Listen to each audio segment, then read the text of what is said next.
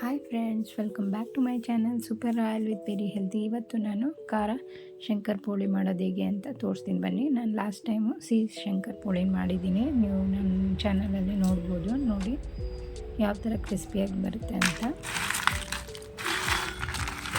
ಅದಕ್ಕೆ ಫಸ್ಟು ಒಂದು ಬೌಲ್ ತಗೊಳ್ಳಿ. ಅದಕ್ಕೆ ನಾನು ಚಿರೋಟಿ ರವೆ ಆ್ಯಡ್ ಮಾಡ್ಕೋತಾ ಇದ್ದೀನಿ. ಒಂದು ಬೌಲಷ್ಟು ಚಿರೋಟಿ ರವೆ.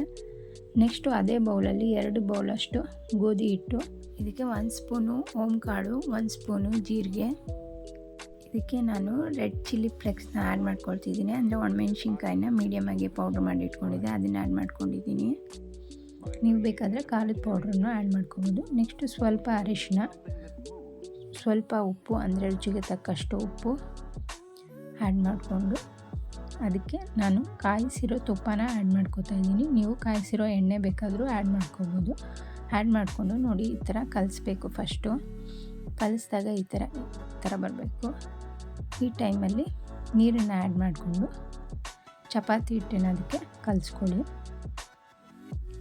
ನೋಡಿ ಇದಾಗಿದೆ. ಕಲಿಸಾದ್ಮೇಲೆ ನಾನು ಇದನ್ನು ಒಂದು 10 ಮಿನಿಟ್ಸ್ ಲಿಡ್ ಕ್ಲೋಸ್ ಮಾಡಿ ಹಾಗೆ ಇಡ್ತೀನಿ. ನೋಡಿ 10 ಮಿನಿಟ್ಸ್ ಆಗಿದೆ. ಇವಾಗ ಇದನ್ನು ನಾವು ಚಪಾತಿ ಥರ ಲಟ್ಟಿಸ್ಕೋಬೇಕು. ಅಂದರೆ ತೆಳ್ಳಗೆ ಲಟ್ಟಿಸ್ಕೊಂಡು ಎಣ್ಣೆಯಲ್ಲಿ ಹಾಕಿ ಕರಿಬೇಕು. ನೋಡಿ ತೆಳ್ಳಗೆ ನಾನು ಆಲ್ರೆಡಿ ಲಟ್ಟಿಸಿ ನೀಟಾಗಿ ನಿಮ್ಗೆ ಯಾವ ಶೇಪ್ ಬೇಕು ಆ ಶೇಪು ಕಟ್ ಮಾಡಿ ಇಟ್ಕೋಬೇಕು. ನೆಕ್ಸ್ಟ್ ಇದನ್ನು ಎಣ್ಣೆಯಲ್ಲಿ ಒಂದೊಂದಾಗಿ ಆ್ಯಡ್ ಮಾಡಿಕೊಂಡು ಮೀಡಿಯಮ್ ಫ್ಲೇಮಲ್ಲಿ ಕರಿದ್ರೆ ನೋಡಿ ಖಾರ ಶಂಕರ್ ಪೋಳಿ ರೆಡಿಯಾಗಿರುತ್ತೆ. ಈ ಥರ ಕ್ರಿಸ್ಪಿಯಾಗಿರುತ್ತೆ.